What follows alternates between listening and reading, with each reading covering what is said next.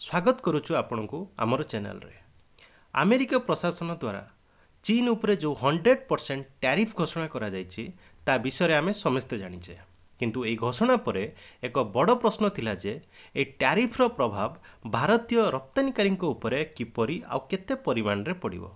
ए प्रश्न कालीठुरु आसीबा आरंभ हो जायतिला, किंतु वर्तमान एहार राय सामना को आछि। एकाधिक मीडिया हाउस रिपोर्ट करिसेंती जे ए समस्त पदक्षेपर प्रभाव भारत उपर एक सकारात्मक अर्थात पॉजिटिव इंपैक्ट पड़िबो। आज आमे से दुईटी गुरुत्वपूर्ण विषय रे आलोचना करिबा।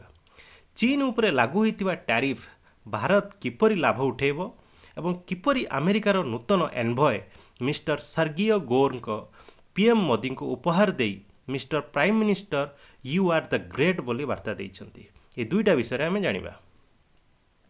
आमे समस्त जानू जे अमेरिका हठात चीन उपरे 100% टैरिफ घोषणा करिछि। टैरिफ केवल गोटिए किंबा दुईटा जिनस उपरे नुहे बरं अनेक चाइनीज जिनस उपरे लगा जाइछि।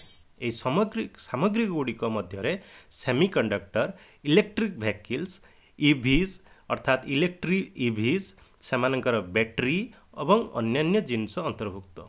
स्वाभाविक भावरे चीन मध्य यार जवाब देइछि। सेमाने रेयर अर्थ मिनरल्स रप्तानी उपरे कटकणा कड़ाकड़ी करने को घोषणा करिसेंती। यह सहित चीन अमेरिका को यार द्वितीय मानक अर्थात डबल स्टैंडर्ड पई दोषारोप करिछि। किंतु आमर वीडियो रे आज ये घटना उपरे डिस्कस करवा सेटा मैटर नुहे।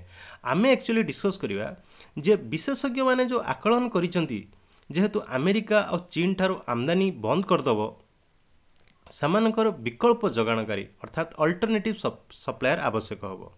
एही परिस्थिति रे भारतर रप्तानी एक बड़ धरणर वृद्धि पाइब देखा मिलिबो, विशेषकर से क्षेत्र में जो टैरिफ चाइना उपरे लागिछि, जेमती कि टेक्सटाइल हो गला, फार्मा हो गला, इलेक्ट्रोनिक्स उत्पादन अर्थात इलेक्ट्रोनिक्स कंपोनेंट हो गला, ऑटो पार्ट्स हो गला।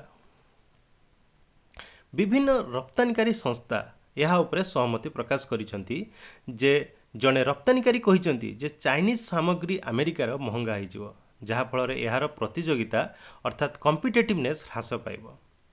खेलना रप्तानी करुथुवा मनु गुप्ता कहिसेंती जे यह द्वारा भारतीय व्यवसायी को अधिक ग्राहक मिलिबे। जीटीआरआई भली थिबा टैंक मध्य मत देइछंती जे एई टेंशन रो लाभ भारतीय रप्तानीकारी को मिलिबो। यह व्यतीत आसियान देश तुलन में भारतर उत्पादन खर्च अर्थात मैन्युफैक्चरिंग कॉस्ट कम हो। यह सहित भारत सरकार को प्रोडक्शन लिंक्ड इनिशिएटिव अर्थात पीएलआई स्कीम जोगु भारतीय रप्तानीकार माने अधिक लाभ पाइबे। यह समस्त घटना सामग्रिक उपरे प्रभाव पकाइब, एक सकारात्मक प्रभाव पकाइब, पॉजिटिव इंपैक्ट निहाती पकाइब। एक मीडिया रिपोर्ट रे जहाँ लिखा जाइछि जे चाइनार कारखाना गुड़िक ऑर्डर हरेबा आरंभ कलेनी एवं भारतर कारखाना गुड़िक फोन कॉल पाइबा आरंभ कलेनी। चाइना +1 मॉडल वर्तमान चाइना माइनस इंडिया +1 मॉडल रे परिणत होबाकू जाउछि। एही समय रे अमेरिका तरफ एक बड़ संकेत आछि। अमेरिकार नूतन एनभॉय मिस्टर सर्गियो गोर को नुआ दिल्ली को पठा जाइछि। तो सर्गियो गोर पीएम मोदी एवं डी जयशंकर अर्थात एवं एनएसए जो अजित डोभाल अछंती तांको सहित भेटिचंती। से स्पष्ट भाव कहिसंती राष्ट्रपति ट्रंप पीएम मोदी को अत्यंत उच्च सम्मान रे रिगार्ड करती। तांको कहिबा अनुसार भारत हेउची एक मुख्य रणनीतिक बंधु एवं सहभागी। एही बैठक रे सर्गियो गोर एक गुरुत्वपूर्ण उपहार मध्य मोदी को देइथिले। से डोनाल्ड ट्रंप को दस्तखत थिबा एक पेंटिंग नहीं आस्थिले। पेंटिंग उपरे ट्रंप लिखिथिले mister prime minister you are great. यह अमेरिका तरफ दिया जाइथिबा एक स्पष्ट संकेत। पीएम मोदी मध्य ए सकारात्मक वार्तार उत्तर देथिले। यह दर्शाउछि जे उभय पक्ष कथबार्ता को जारी रखिचंती एवं वाणिज्य थिबा समस्या गुडी को समाधान करने को भी चाहूँगी। यह पूर्व मध्य संकेत दिया जाइथिला जे डोनाल्ड ट्रंप सीधा सड़क पीएम मोदी को भेटिबा को चाहूँगी। यह समस्त घटना एवं सूचाऊँगी जे बोधहुए अमेरिका निजर भूल को जानीपारुछि एवं भूल जानीपारिबा परे भारत सहित निजर संपर्क एवं वाणिज्य संबंध को भी सुधारिबा को चाहूँगी।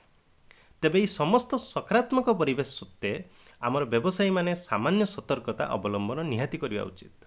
सेमाने कहिसंती जे अमेरिका उपरे बहुत शीघ्र एवं बहुत भरोसा करवा उचित नुहे। सेमानकर मत होउची वाशिंगटन रो वाणिज्य नीति राताराति बदली पारे। तेणु यही सुजोगर संपूर्ण लाभ उठाइबा एवं चीन सहित प्रतिद्वंदिता करने भविष्य में कौन हेबो ताहा समय कहब। किंतु वर्तमान पाई जो संकेत आसुची भारत एवं भारतीय रप्तानीकारी अत्यंत उज्जवल समय देखा जाउची, जेहेतु चाइना सहित अमेरिकार कन्फ्लिक्ट चलछि। आपण माने ई संपूर्ण विषय उपरे कौन भाबुचंती हमको कमेंट सेक्शन ले निश्चय जणांतु। मो तरफरु ए वीडियो रे एतिक थिला। आपण लास्ट जाए शुणिथिबारु धन्यवाद। Stay tune, stay safe.